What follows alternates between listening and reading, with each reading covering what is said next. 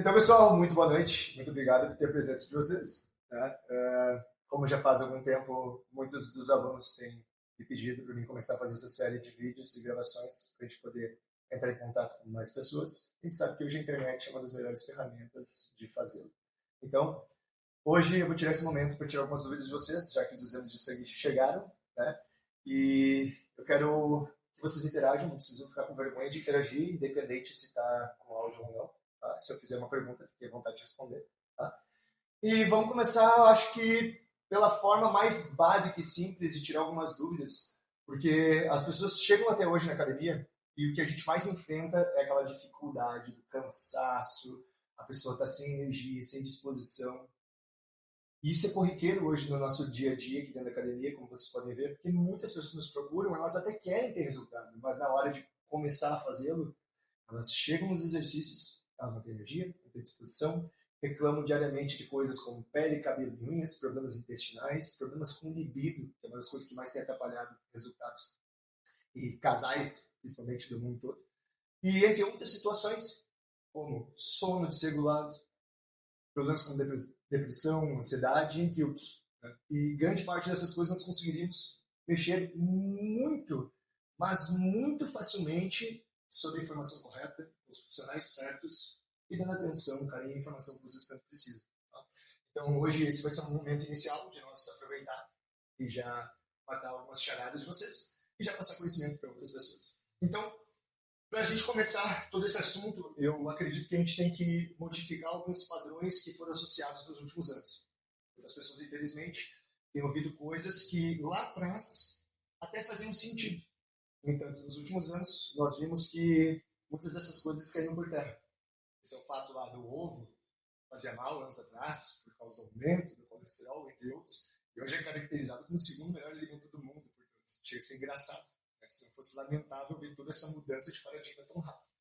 Então, dito isso, hoje eu quero abordar um assunto que é um tabu dentro da medicina atual, que é o famoso papo do colesterol. Antes de mais nada, a gente tem que entender o que o colesterol exatamente é. Né? O colesterol, na verdade, ele não é uma gordura. Você sabia disso? O colesterol é um lipídio. Toda gordura é um lipídio, mas nem todo lipídio é uma gordura. E o que significa isso? O colesterol ele é um esterol. Ele não é um triglicerídeo, ele não é um gerador de energia. Ele faz coisas.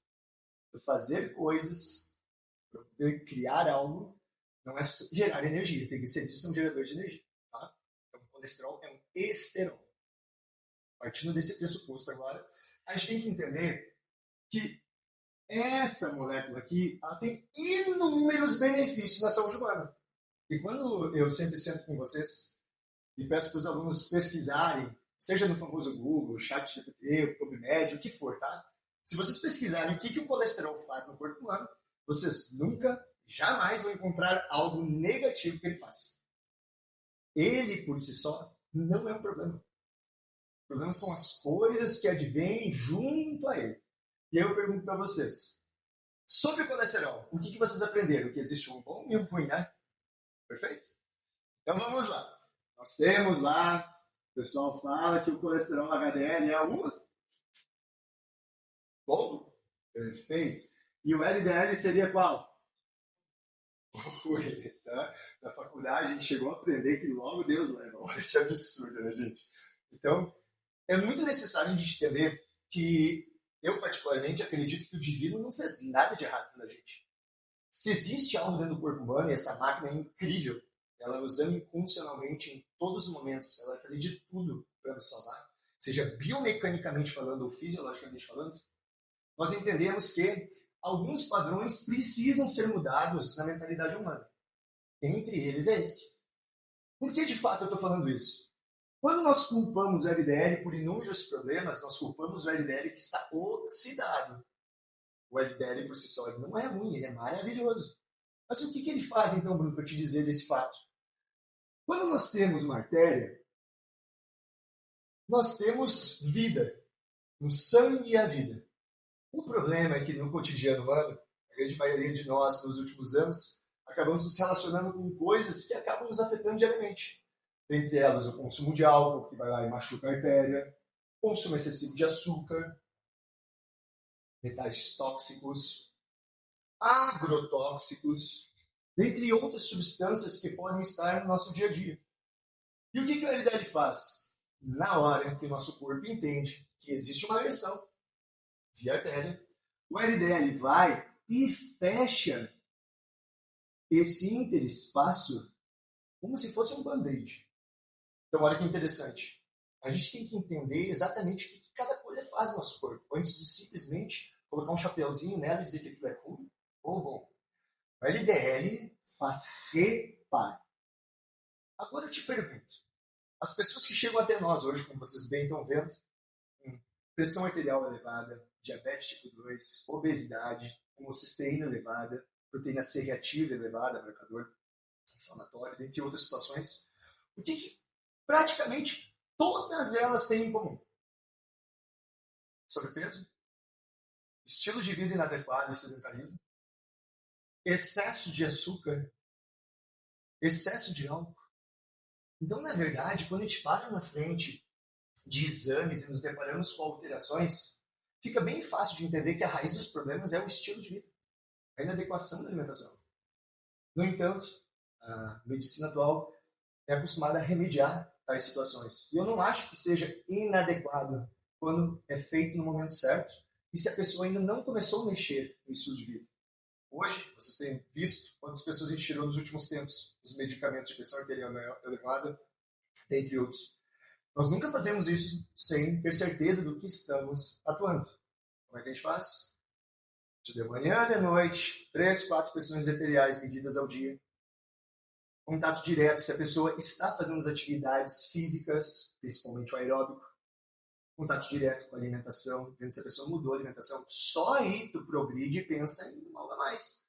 Tu antes tu não mexe em nada de medicamento. Existe um porquê de fato aquilo está lá, mas a gente tem que entender o porquê que aquilo foi colocado. E aquilo está colocado pelo estilo de vida inadequado. E as pessoas precisam de atenção. Elas precisam sentar na nossa frente e ser explicado para elas exatamente o porquê que ela está passando por aquilo. E não só empilhar 5 medicamentos para ela próximo da fila. Esse é um absurdo hoje no mercado da saúde e do bem-estar que a gente está vivendo. Não é à toa que tem tantas farmácias abertas diariamente por todas as esquinas, já faturando milhões. Vamos lá então. Entendendo que o LDL faz reparo na artéria, quanto mais a pessoa continua a se machucar, mais ele segue fazendo o seu trabalho. Até um momento que, obviamente, ele, por estar oxidado, ele toca a artéria e aí aparecem os famosos AVC, as cardíacas, entre outros. Tá?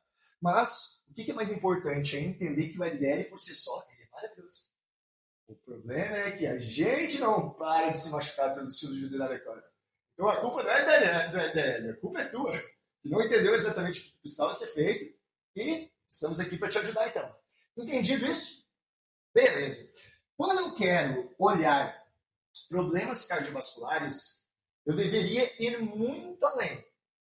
Mas eu vou falar disso um pouquinho depois. Agora eu vou meter simplesmente explicar o que é colesterol. Porque, de fato, quando vocês pegam os exames de sangue, vocês vai ter escrito colesterol HDL e colesterol LDL. O problema é que isso aqui não é colesterol. Eles carregam o colesterol. É diferente. É como se eles fossem trens, vagões. E o colesterol fosse exatamente a matéria-prima carregada para eles. O HDL retira o excesso de colesterol da parede e envia para outros tecidos. Já o LDL faz esse sistema de reparo e regeneração. Perfeito até aqui? Vamos prosseguir então. Quando a gente pega o colesterol por si só e discutimos à luz da literatura científica atual, nós vemos que ele faz algumas coisas muito interessantes. Vamos começar da parte mais simples para vocês entenderem e aprofundar no final na parte que vocês vão gostar bastante. Então, uma das primeiras coisas que o colesterol faz é a criação dos sais biliares. Você sabe o que exatamente isso faz?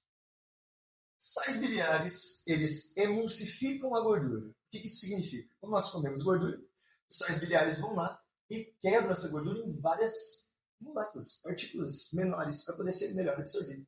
Além disso, ele permite que a gente absorva melhor também as vitaminas lipossolúveis. Lipossolúveis, lipo de gorduras solúveis em gorduras. Vitaminas lipossolúveis são as vitaminas A D, que é um hormônio, na verdade, que todo mundo conhece como vitamina do sol, a K e a vitamina E. São 4 grandes vitaminas para a saúde humana relacionadas à gordura. Tá? Então, os sais biliares fazem isso e muito mais.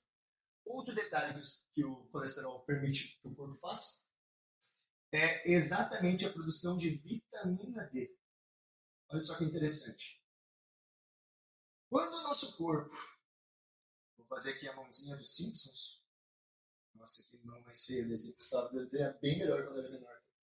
Quando o nosso corpo entra em contato com o Sol, esse astro-rei ele emite os raios UVB. Quando esses raios entram em contato com a pele, na nossa pele nós temos o 7-dihidrocolesterol. Então, nós temos molécula de colesterol na pele. Em contato com o raio UVB, ela se transforma em provitamina D, que vai para o fígado, se transforma em 25-hidroxivitamina D, que é o exame de sangue que você sempre recebe, né, pelos médicos. A maioria só requisita esse. E se eu quero ter informações muito além, eu preciso me preocupar com a 1,25 de hidroxivitamina D. Esse aqui é grande parte do hormônio realmente ativo. Então, se as pessoas têm problemas de osteoporose, entre outros, nós deveríamos olhar com muito mais afinco para essa área do que simplesmente ficar se preocupando em adicionar mais cálcio no corpo. Só que a gente tem cálcio para 3 vidas estacionado ali nos ossos. Né? A gente só precisa estar com cálcio no local certo. Então, o que a vitamina D faz? Uma das coisas que ela tem grande aptidão é aumentar a absorção de cálcio. Isso também é maravilhoso, mas um grande problema pode ser. Porque hoje as pessoas estão simplesmente fazendo suplementação de vitamina D a bambu, tomando cápsulas e mais cápsulas, porque eu não estou tão legal, eu tenho ansiedade, eu tenho depressão, a pessoa lê na internet que ajuda na depressão, ela compra na farmácia lá apenas vitamina D, ela sai tomando aquilo como se fosse balinha ou Emex, e no final das contas pode parar no hospital, como a gente já teve um caso que nos falou, o aluno não era nosso na época, ele se inscreveu e nos disse que acabou parando no hospital. Exatamente por essa história que eu estou te contando. E no hospital salvaram ele com a vitamina K2. Olha que interessante, que é outra vitamina lipossolúvel. Sempre que vocês tomarem vitamina D, precisa ter a vitamina K2, em especial a NK7, que é uma partezinha da vitamina K2, tá? Existe menaquinonas, existe mais de 13, tá? Tipos de vitamina K. Então, existem frações dela. Cada uma delas desempenha um papel. Tá? Entendido isso?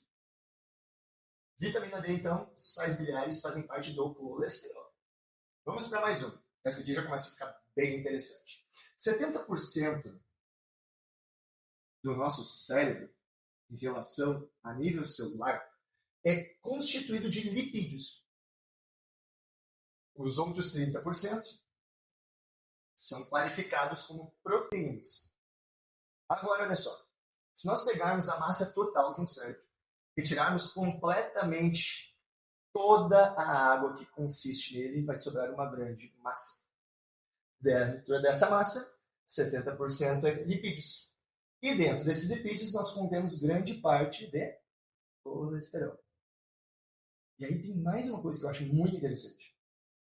Quando a gente fala de todas as células do nosso corpo, que são zilhões de células que nós carregamos diariamente, nós temos uma carreira de uma bicamada lipídica, a gente chama aqui, de fosfolipídios. Tá?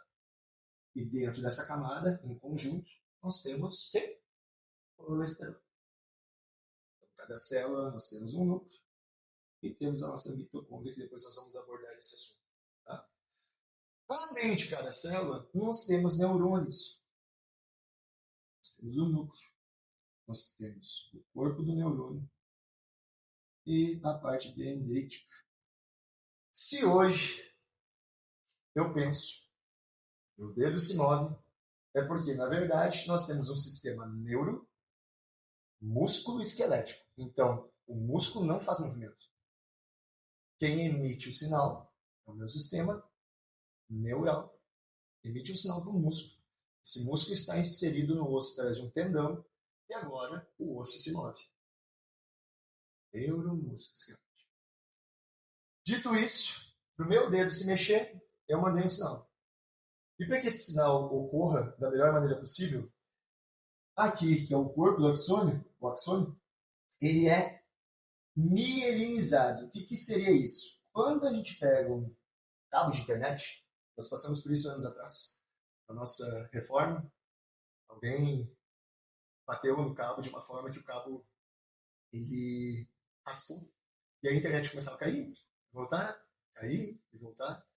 No final das contas, isso aqui é feito de colesterol. Essa parte você não sabia pelo teu olhar, né? É interessante demais entender como toda a fisiologia nos acompanha diariamente.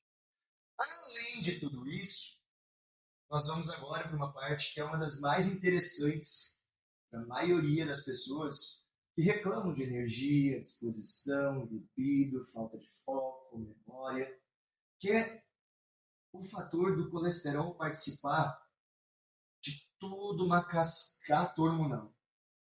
E essa parte, apesar dela ser bem complexa, eu vou tentar deixar ela o mais simples possível para vocês conseguirem entender bastante, tá?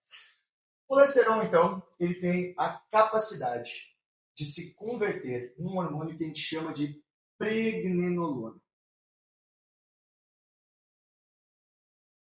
Esse hormônio aqui, ele nos dá a capacidade do aumento e armazenamento de informações.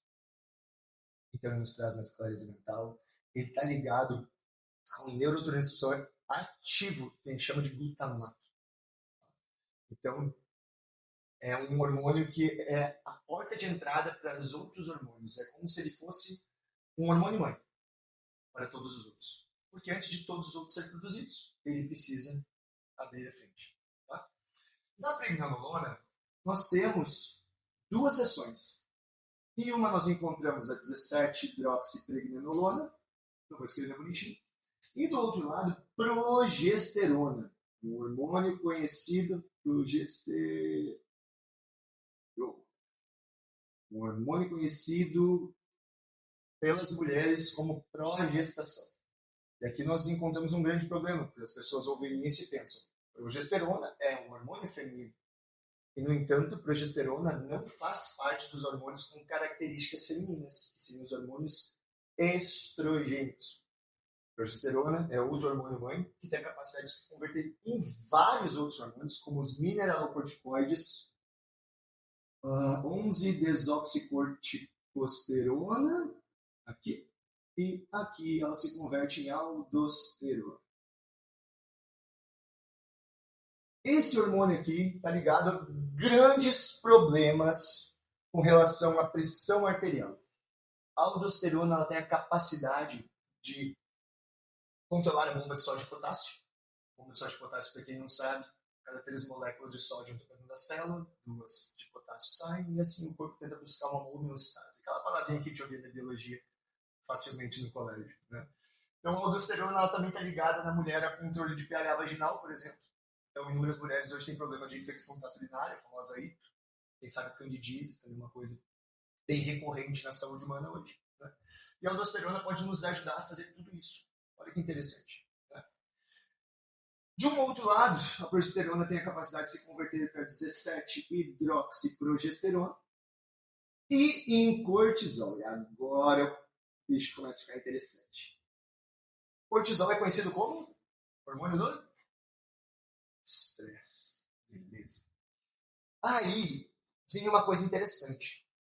E eu me peguei pensando muitas vezes nisso, porque é uma frase que é facilmente dita por todo mundo. Cortisol é um hormônio de estresse. Mas o que o cortisol na verdade faz? Você já pararam para pensar sobre isso? Todos os dias de manhã, quando vocês acordam, vocês só abrem os olhos graças ao cortisol. Sabia disso?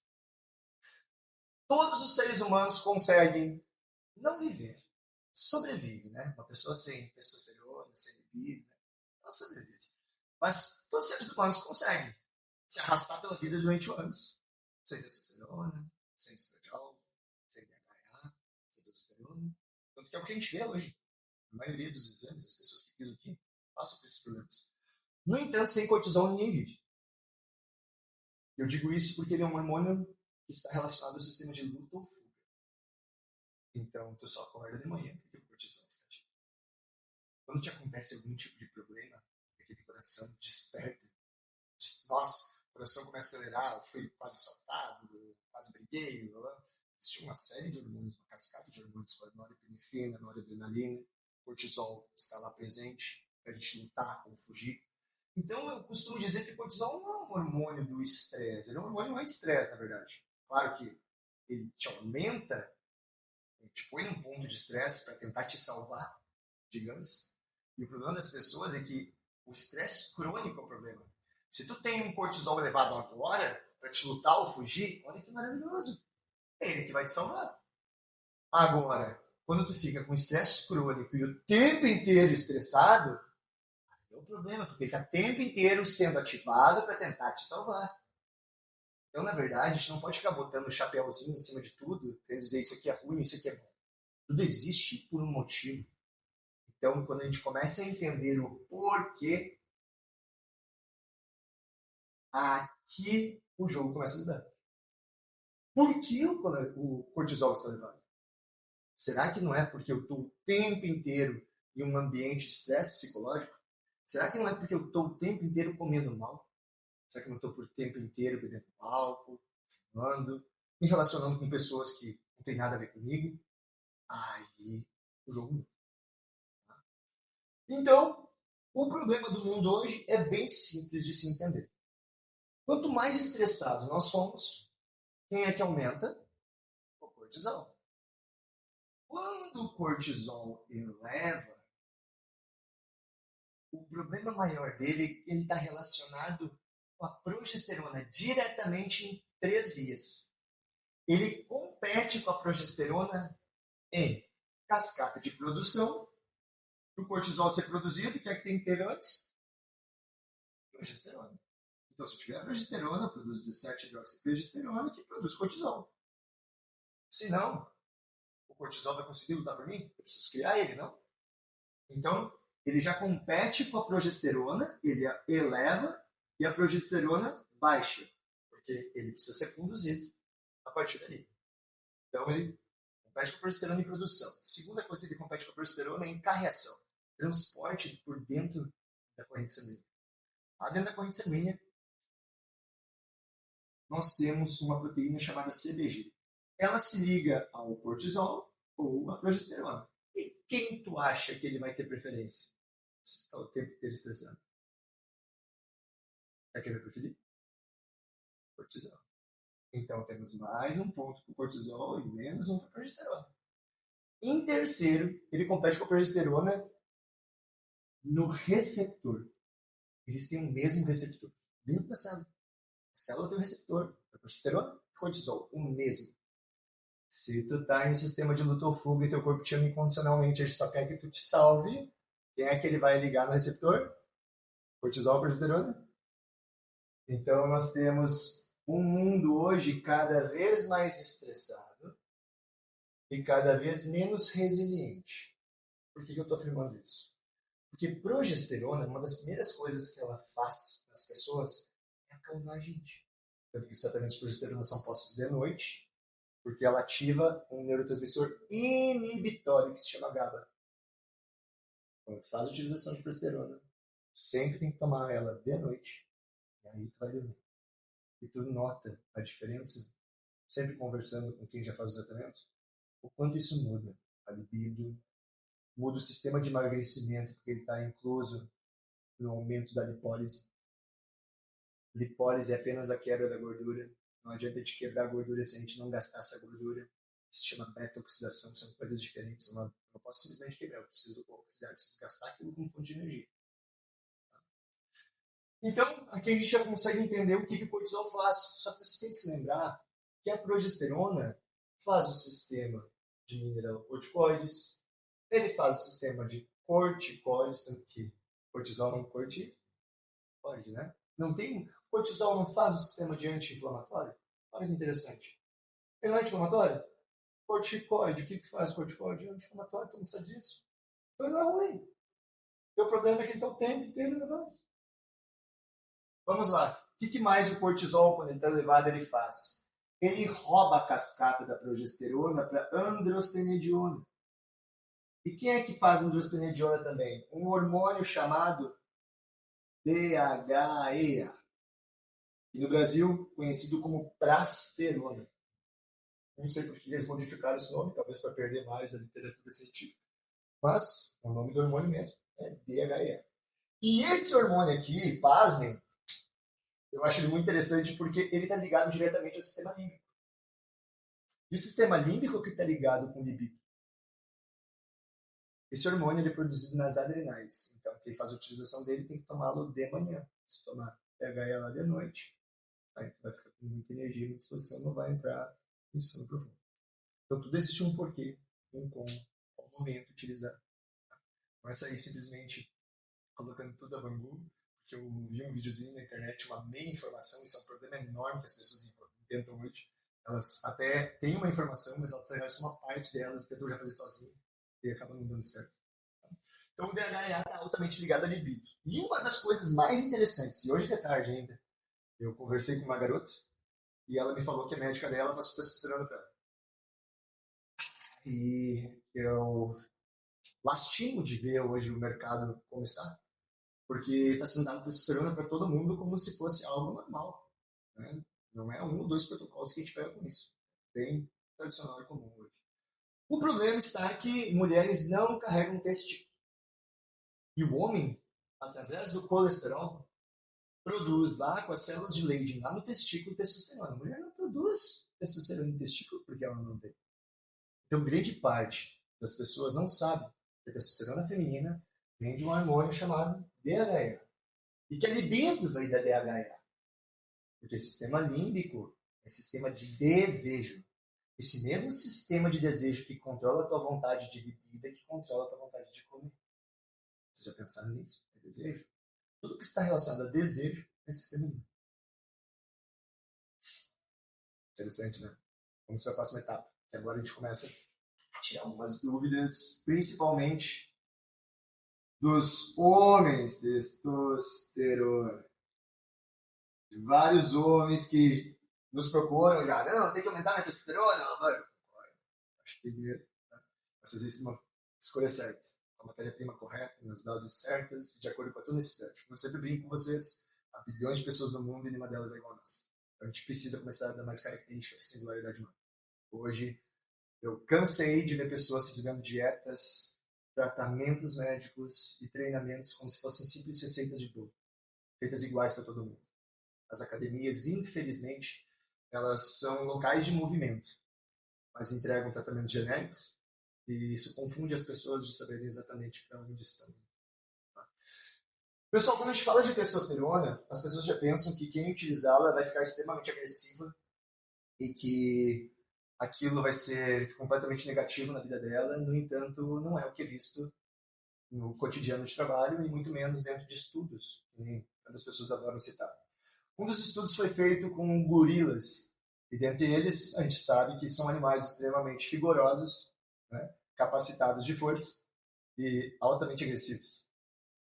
Na natureza, nós vemos que, assim como nos seres humanos, nós temos uma hierarquia. Desde pequenininho, a gente que veio de colégio tradicional aí, né, a gente era exposto a ser hierarquia. Brigava nas quedas de braço, ou brigava direto, era o mais mandão e respeitado da turma. Isso não está mais acontecendo muito hoje em dia, ainda bem. Mas vamos lá.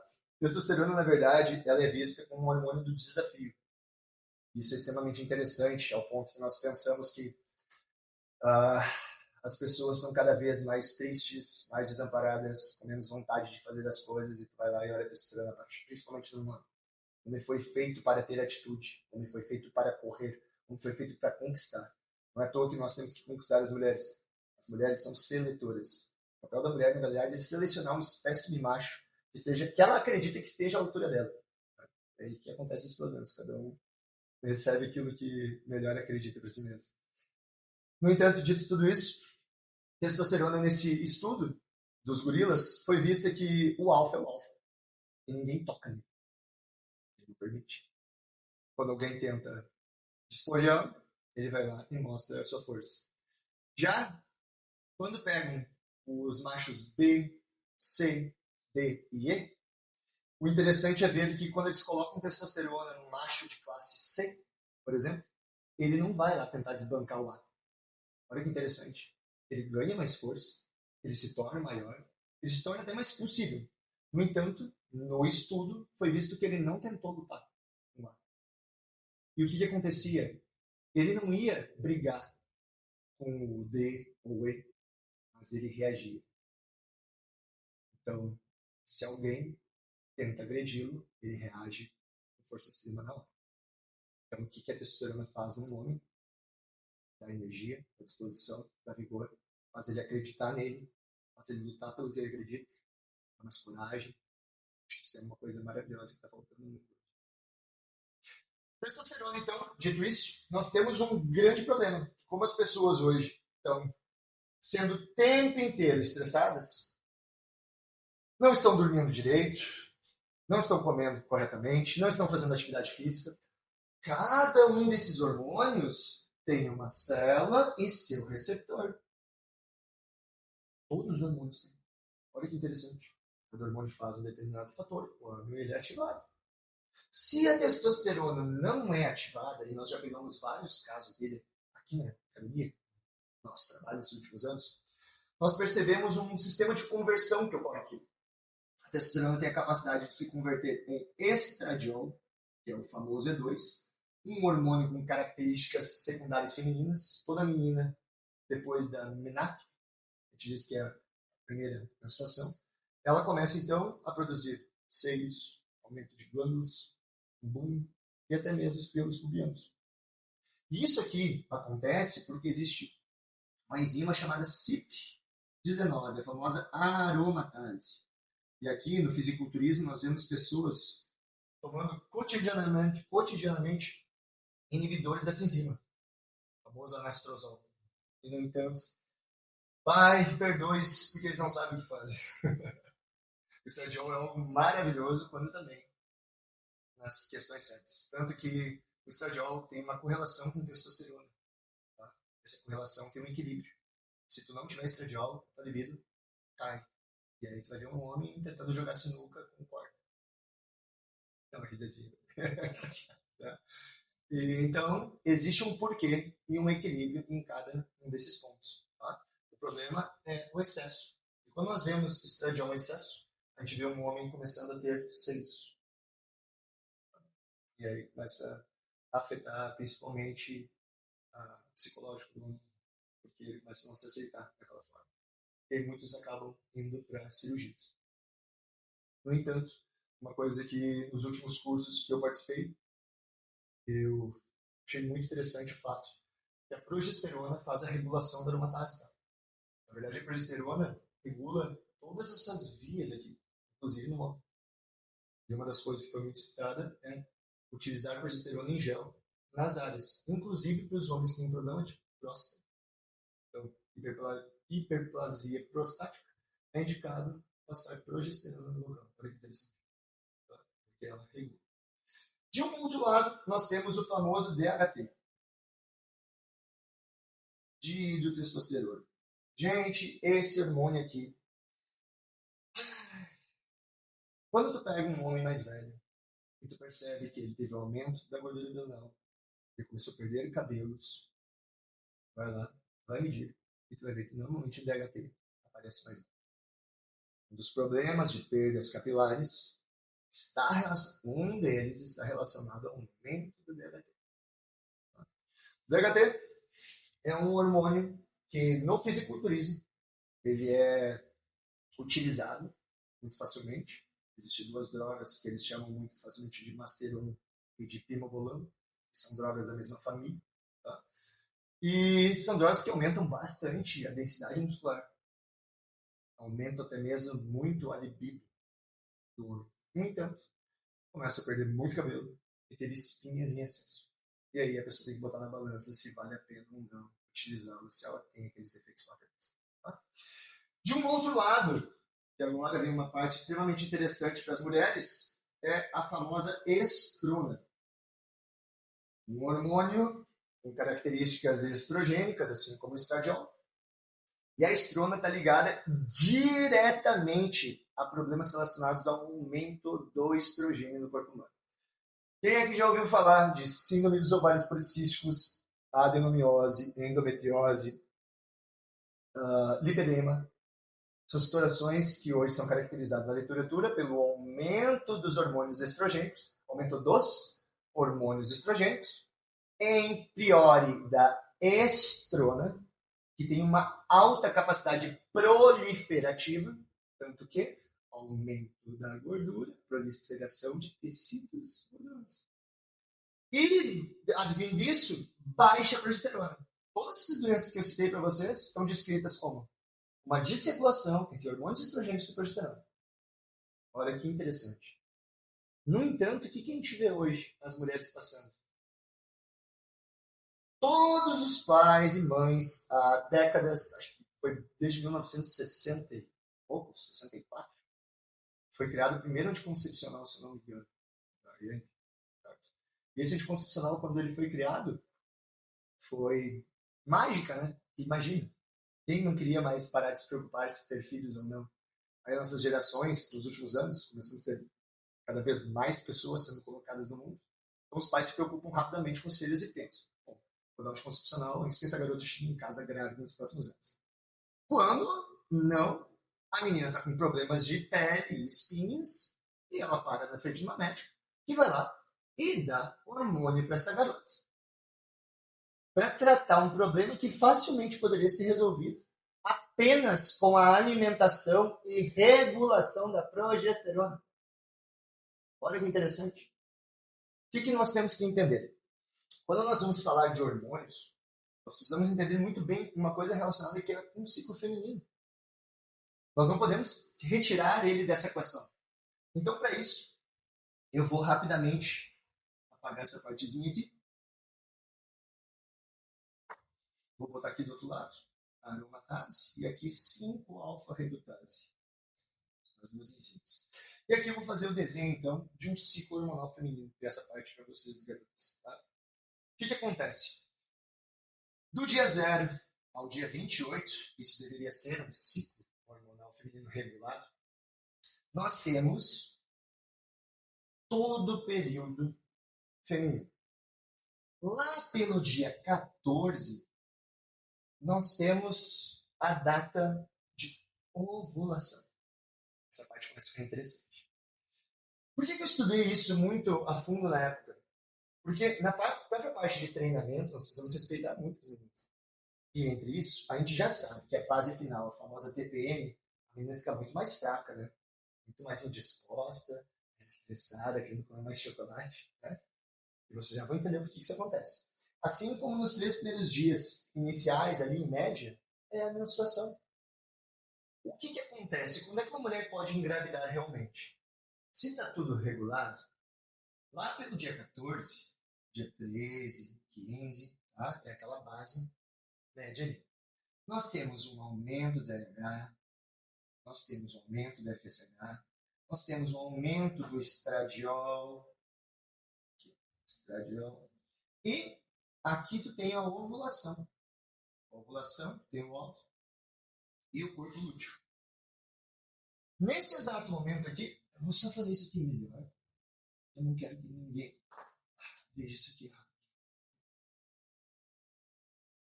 Quando é produzido o óvulo, somente quando é produzido o óvulo no corpo lúteo, nos próximos dias, então, ou vai ser fecundado ou não. Certo? Se não for fecundado, a gente já sabe que aquele óvulo vai virar depois a menstruação. E o corpo lúteo, que é o que envolve esse óvulo, vai se transformar agora em progesterona.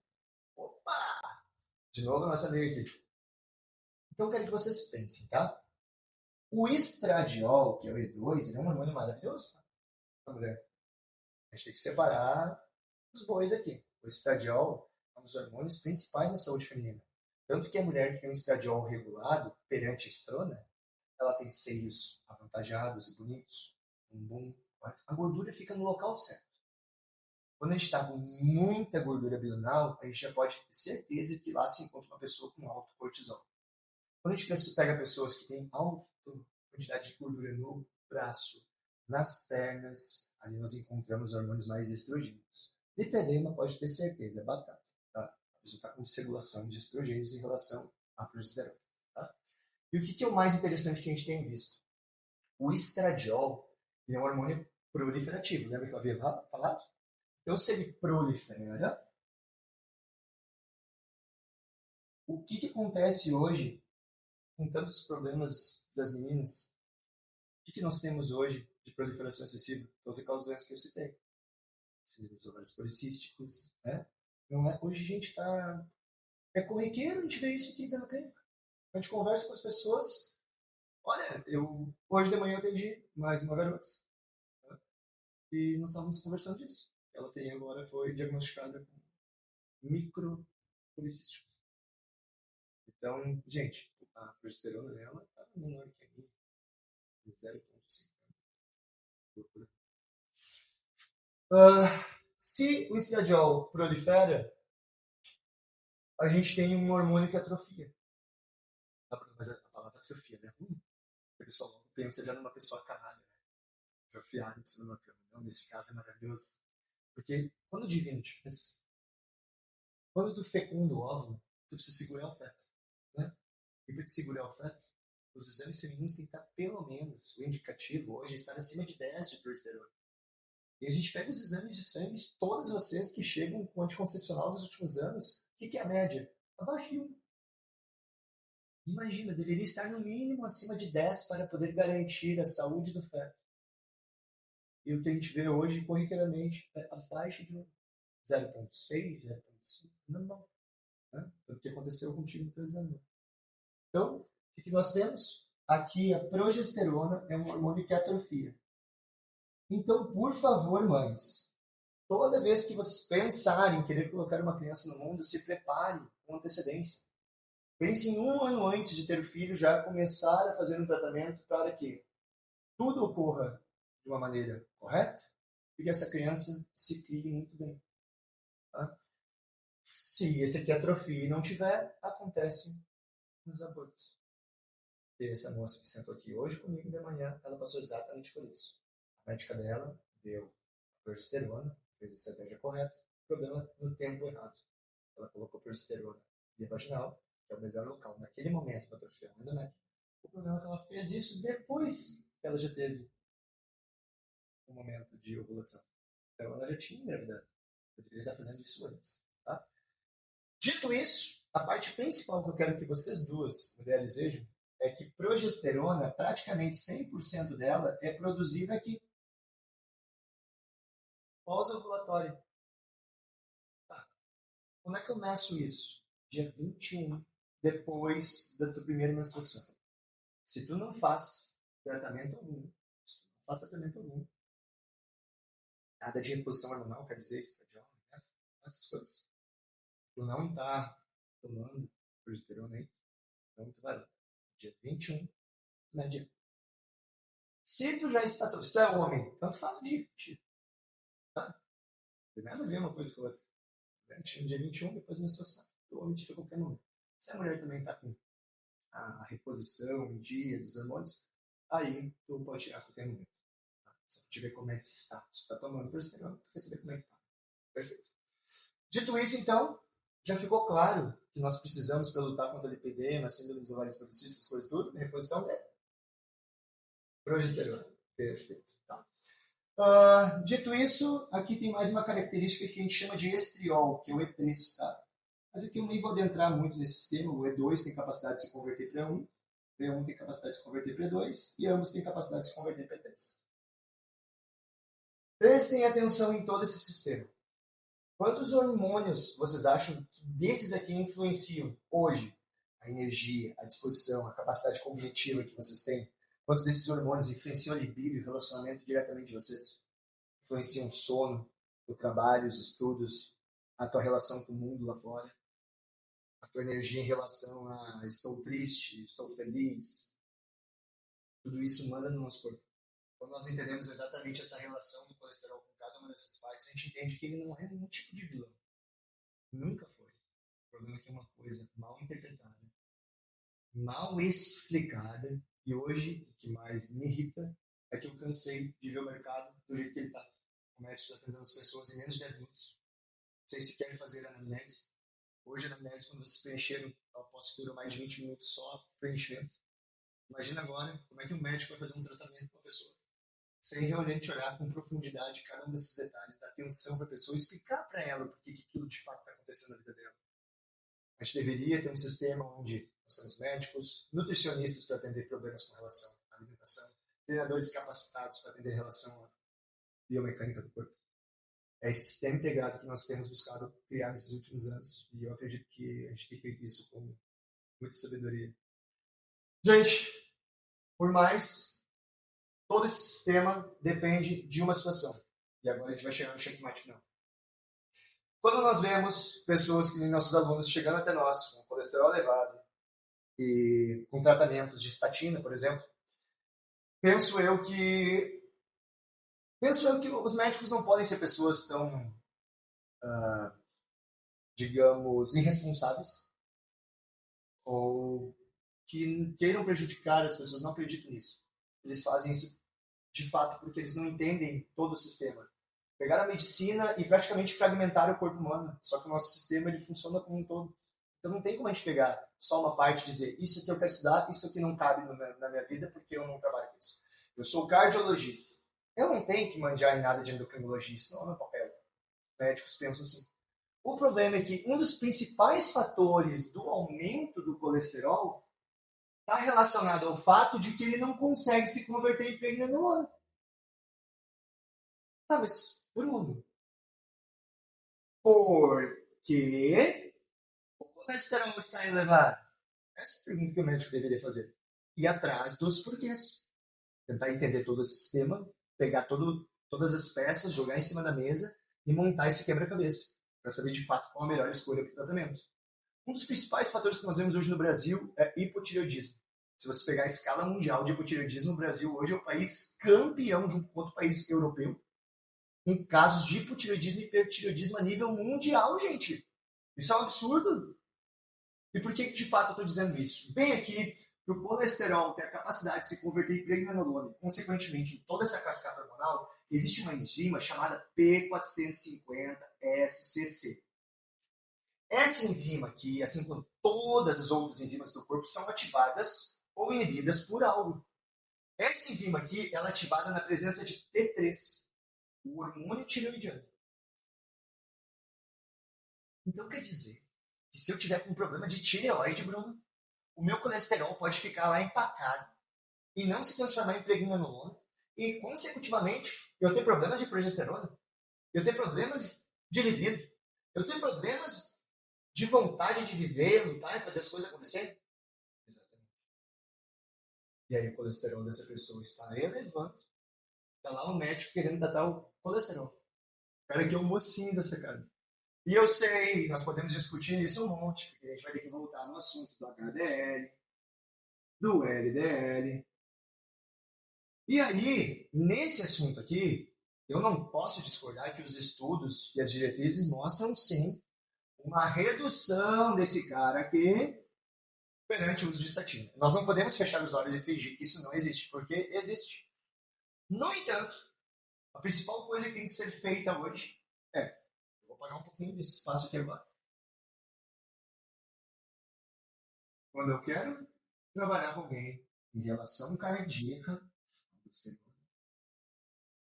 eu tenho que ver qual é a quantidade de triglicerídeos dessa pessoa. Nós temos que ver também apoproteína B, apoproteína A, lipoproteína A, um grande marcador com características genéticas.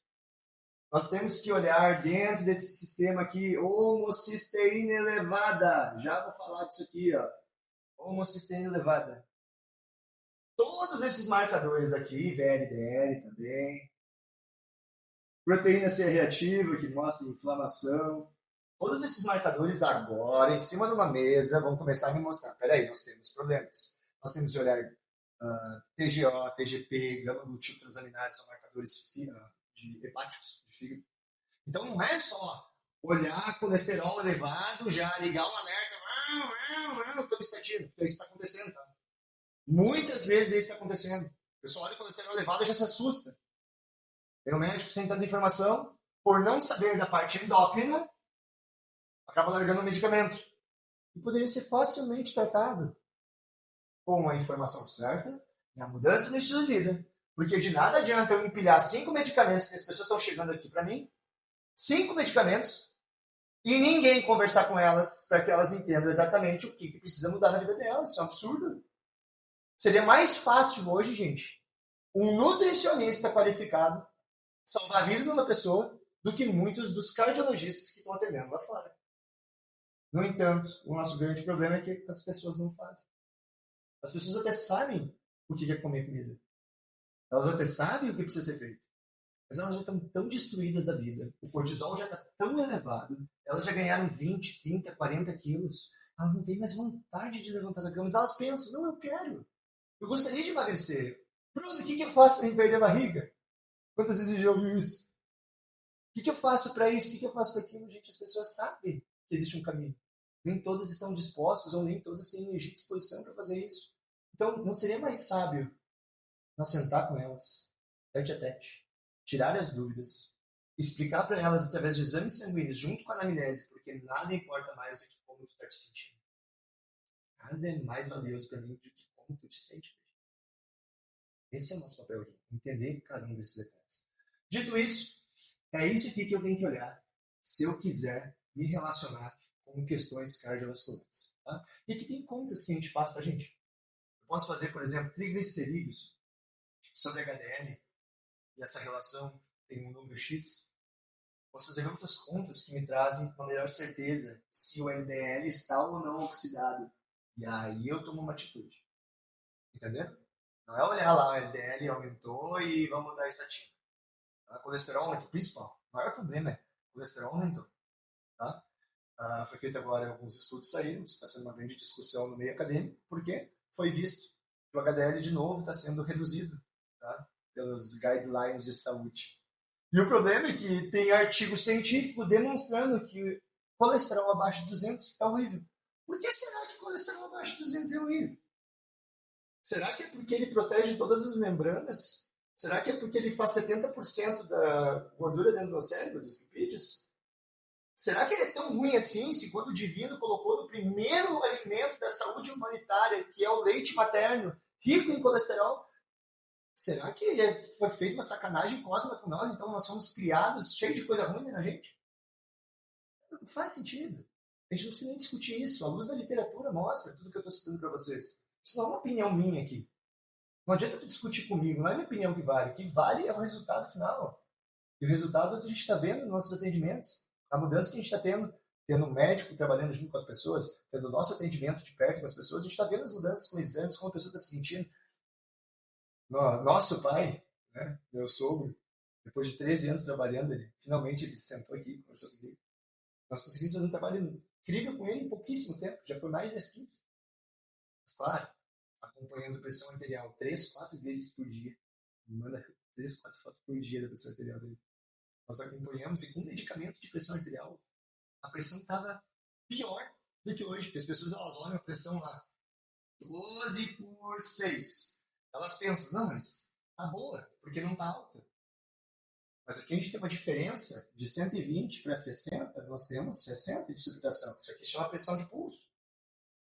Quando a gente tem 40 pontos de pressão de pulso, a gente encontra uma artéria contraindo e relaxando corretamente. Agora, já se a gente encontra uma pressão de pulso de 50, a gente já começa a ver um pouquinho de rigidez arterial. Já se vai para 60, já começa a ver grande rigidez arterial. Em uma das pressões que ele me tirou foto, nós encontramos 69 de pressão de pulso, quase 70, com 2 medicamentos. Um AS que a médica deu para afinar o sangue. E o que nós fizemos?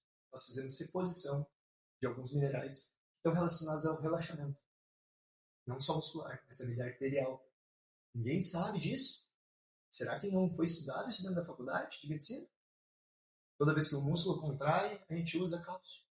Toda vez que o músculo relaxa, é magnésio em presença. Uma artéria contrair, a presença de cálcio. Uma artéria relaxar, a presença de magnésio. Quem é que se preocupou com magnésio antes de dar estatina, entre outros medicamentos? Quem é que se preocupou em olhar só de potássio lá dentro da alimentação do cara? Excesso de sódio, excesso de sal da pressão arterial elevada. Excesso de sódio da pressão arterial elevada. Nós temos os sistemas já citados, bomba de sódio e potássio, já falamos sobre isso. Nós precisamos, se nós tivermos sódio, nós precisamos ter potássio. Olha que interessante. Mas um problema desmistificado facilmente. Nós trabalhamos com as pessoas no máximo 3 meses, nós tiramos medicamentos aqui de todas as pessoas até hoje que fizeram o sistema conosco. Tá? Então, só voltando ali, porque eu sou um cara empolgado, como vocês viram, eu gosto de explicar até mais do que deveria. Né? Voltando ao sistema da tireoide, caso algum médico esteja me assistindo e queira entender um pouquinho mais isso, toda essa informação não é diretamente minha. Tá? Eu tomei ela emprestada de profissionais que hoje eu acredito serem pessoas realmente diferenciadas dentro desse mercado e acredito que possam somar talvez um pouquinho para cada um de vocês. Então, vem comigo. No sistema da tireoide,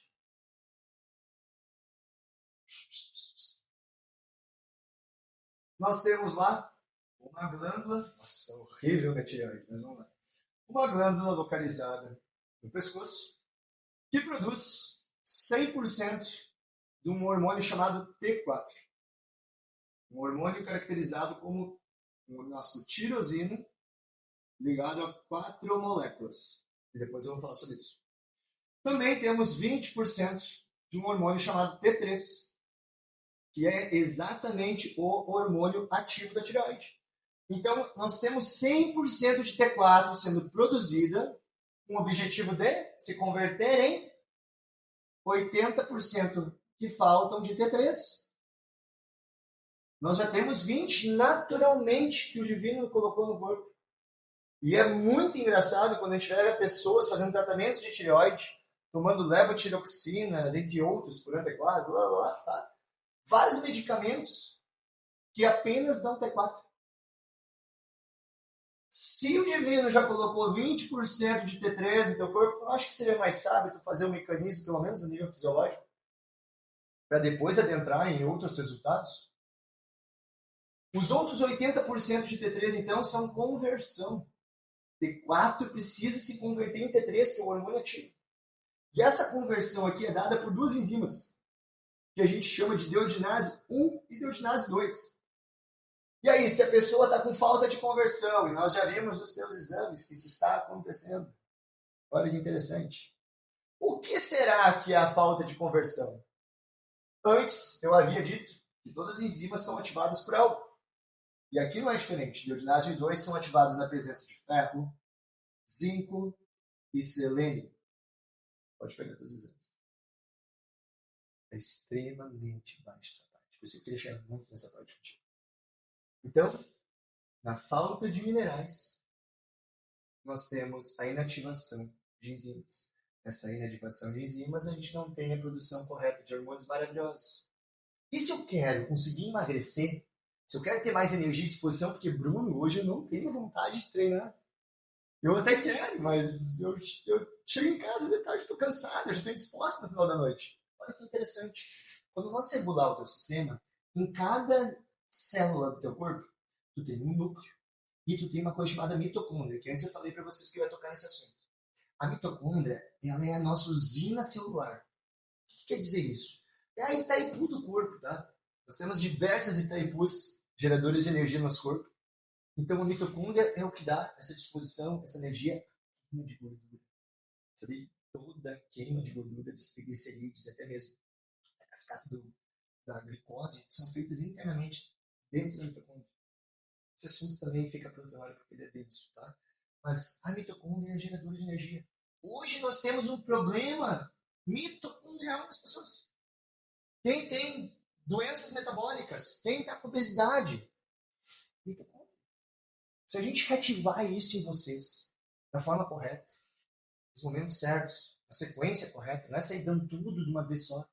Eu abro uma comporta, faço outro detalhe e assim por diante, tá? Se eu reativar a mitocôndria, vocês não vão reclamar mais de falta de energia, falta de disposição, falta de libido e entre outros problemas, tá?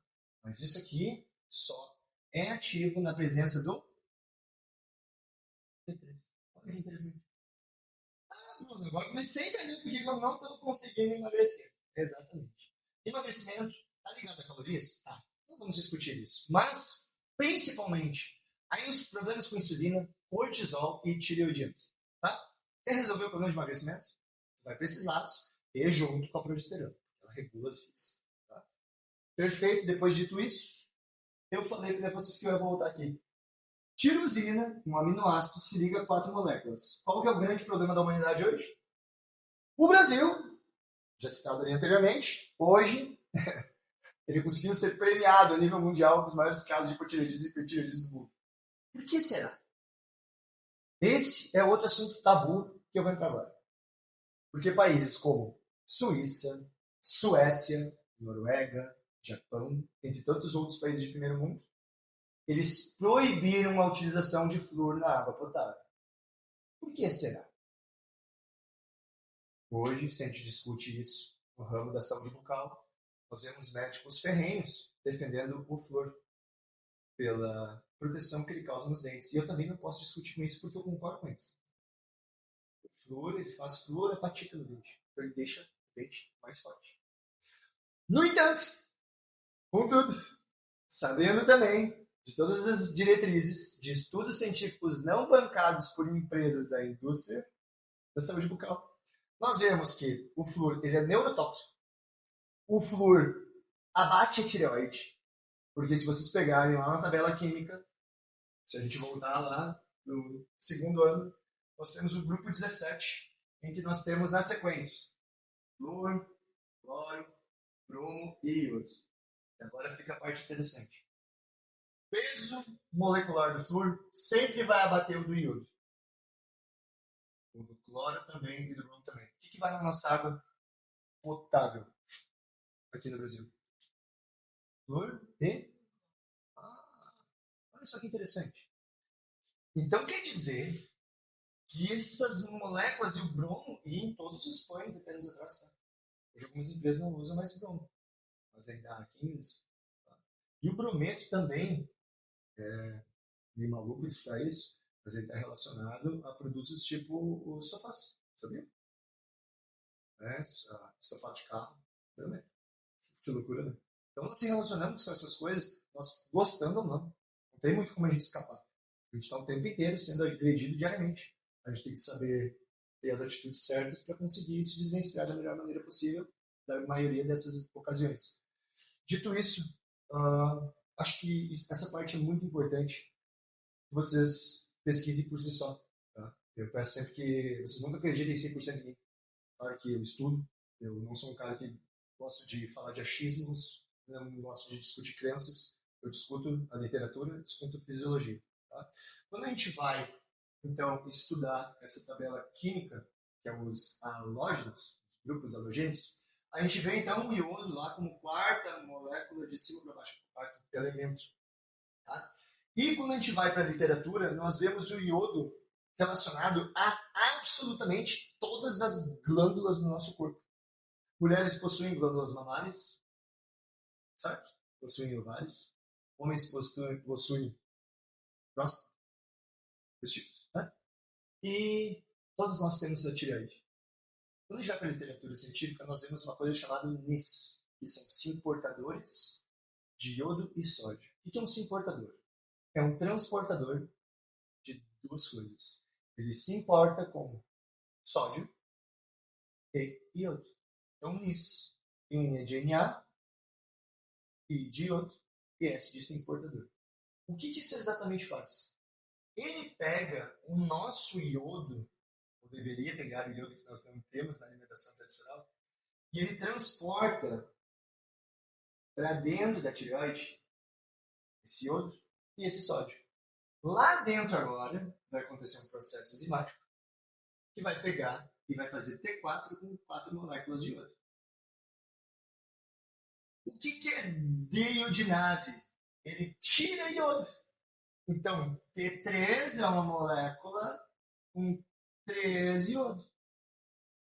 E o que muitos não sabem é que existe ainda T2 e T1. Cada um deles desempenha um papel. Olha que interessante. Então, se eu for exposto diariamente a flúor, cloro e bromo, tu acha que meu corpo vai produzir T4 com iodo? Ou com aquilo que o meu corpo pega mais fácil? Qual que é nosso grande problema que nós temos hoje?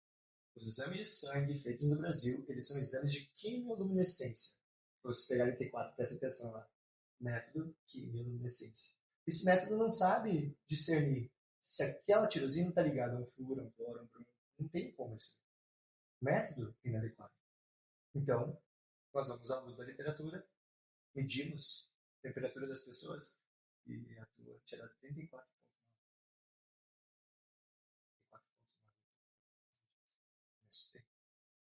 E a temperatura basal deveria ser 36,6.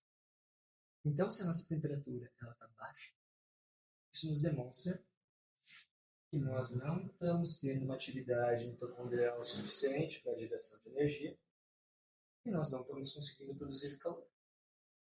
No entanto, as pessoas elas chegam na academia e o que a primeira coisa que elas querem fazer é comprar um pré-treino. Algo que aumente a termia delas, para elas queimar mais gordura. Mas elas não estão se preocupando com a principal termia, que é a termia que o divino fez, dada pela T3. Você vai gastar rios de dinheiro com Cycle, não sei o que, e a nova fórmula mágica lá, que vai prometer 3 vezes mais queima de gordura quanto o corpo não funciona. Então, isso aí, sabe o que vai acontecer? Vai pegar efedrina, vai pegar cafeína, isso aí só vai aumentar mais o teu cortisol. Que vai te fazer ficar no sistema de mais luta ou fuga. Faz sentido, né? Olha que interessante. E assim que o mercado, a indústria do fitness está funcionando hoje, com a maioria das pessoas. Sem se preocupar de fato com a raiz dos seus problemas.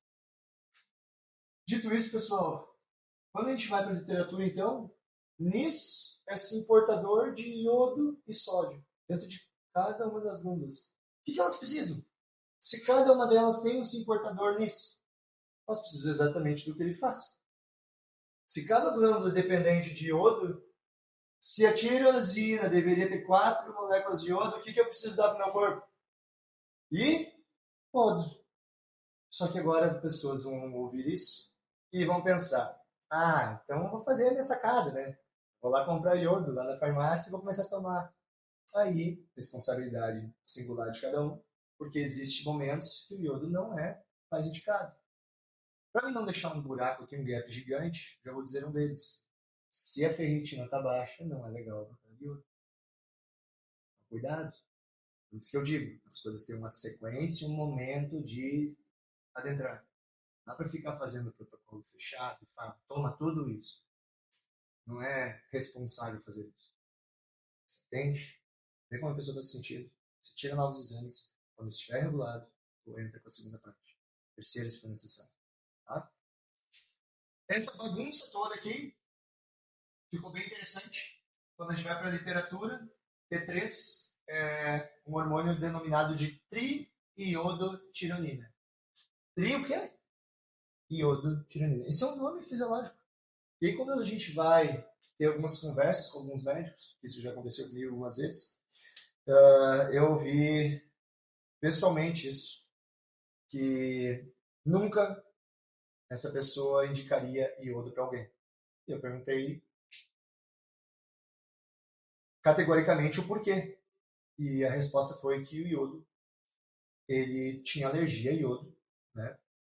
Ele fez um exame de iodo contraste, ele foi utilizado iodo.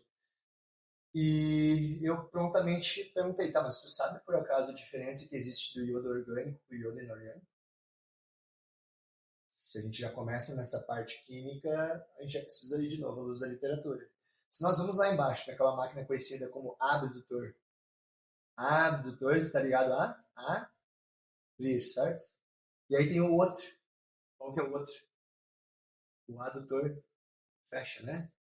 Então, abdutor abre, adutor fecha. Apenas uma letra muda, está no mesmo aparelho, no entanto, fazem coisas completamente antagônicas, completamente diferentes. Uma letra muda. Quando a gente vai para o sal refinado, que é o sal que a gente compra lá no mercado e que todo mundo aceita, que foi adicionado sal, o iodo no sal, por causa da condição de bócio endêmico. Bócio é um aumento de uma glândula da tireoide, a parte da tireoide. Eu já passei por isso. Essa história é longa. Mas nós vemos que o que está adicionado no sal é iodato de potássio, com A. Isso é altamente oxidativo. É iodo, mas é altamente oxidativo. Quando a gente vai para o iodeto de potássio, nós estamos falando do bavonal. Mas é outra coisa completamente diferente. A química, quem entende isso, uma ligação de carbono a mais muda tudo. Tá? Então, a primeira coisa que precisa ser feita hoje, quando a pessoa vai pensar em procurar um profissional, é entender se de fato aquele cara entende sobre farmacologia, se ele entende de fato com o corpo integrado no todo. E aí tem a outra briga na medicina hoje, medicina integrativa. Gente, o corpo é um só. Enquanto a gente ficar brigando isso, aquilo, aquele outro, dieta vegetariana contra carnívora, gente, isso é o cúmulo. Ver profissionais discutindo isso. Enquanto isso, as pessoas estão lá sofrendo por excesso de açúcar, excesso de bebida alcoólica, e ninguém está falando disso. O vegano está batendo na carne, o carnívoro está batendo em quem só come planta, e nenhum dos dois profissionais da área da nutrição está se preocupando com a única coisa que é a palavra-chave do trabalho deles, que é nutrir. Ambos nutrem as pessoas. Eles estão discutindo de coisas que nutrem. Em vez dos dois tomarem força, atacar o que está agredindo todas as pessoas, que é justamente essa alimentação porca que está sendo dada hoje para a sociedade, isso eu não vejo ninguém fazendo. Eles só querem ficar discutindo na internet e causando. Isso já me irrita. Tá? Mas, por fim, eu acredito que esse esboço inicial já tenha tirado grande parte das dúvidas de vocês, né? E eu vou chegar numa última parte agora, porque essa parte vai intervir diretamente no teu tratamento. E já que eu já estou gravando aqui hoje, depois eu vou aproveitar e fazer cortes e fazer mais vídeos, porque vai ficar muito grande, né, essa gravação.